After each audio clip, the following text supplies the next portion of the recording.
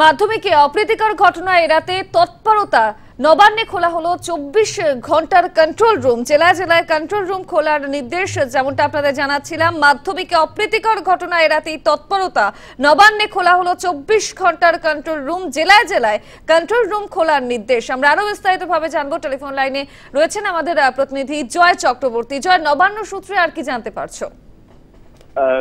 মাধ্যমিক পরীক্ষা শুরু হবে 2 তারিখ থেকে। মানে মাধ্যমিক পরীক্ষায় যাতে কোনো সমস্যা তৈরি না হয়, বিভিন্ন ক্ষেত্রে অভিযোগ ওঠে যে এই প্রশ্নপত্র বেরিয়ে যাচ্ছে, এই ধরনের কিছু অভিযোগ, বা বিভিন্ন সময়ে এই মাধ্যমিক পরীক্ষা যে কেন্দ্রগুলো রয়েছে তার আশেপাশে জেরক্স যে দোকানগুলো সেগুলো বন্ধ রাখে, অনেক সময় খোলা থেকে যায়।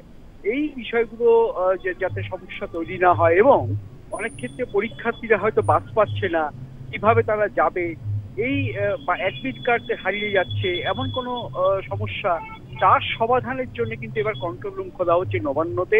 এবং এই কন্ট্রোল রুম 24 ঘন্টা খোলা থাকবে। শুধু তাই নয়, নবান্ন থেকে ইতিমধ্যে নির্দেশ গিয়েছে সমস্ত জেলা প্রশাসন বা জেলা শাসকদের কাছে, যাতে তারাও তাদের অফিসে কন্ট্রোল রুম খুলবে। এমনকি ব্লকে ব্লকেও কন্ট্রোল রুম খোলার নির্দেশ দেওয়া হয়েছে, যাতে এই সাধারণ যারা পরীক্ষার্থী, অভিভাবক, তাদের যাতে অসুবিধে না হয়, অপ্রীতিকর ঘটনা যাতে না হয়, তার জন্য কিন্তু এই ধরনের কন্ট্রোল রুম খোলার নির্দেশ ইতিমধ্যে দেওয়া হয়েছে বলেই নবান্ন সূত্রে খবর। সুস্মিতা, একেবারে ধন্যবাদ জয়। আমাদের সঙ্গে টেলিফোন লাইনে ছিলেন আমাদের প্রতিনিধি জয় চক্রবর্তী। এবং যেমনটা আপনাদের জানাচ্ছিলাম, মাধ্যমিকে অপ্রীতিকর ঘটনা এড়াতে তৎপরতা নবান্নে খোলা হলো 24 ঘন্টার কন্ট্রোল রুম।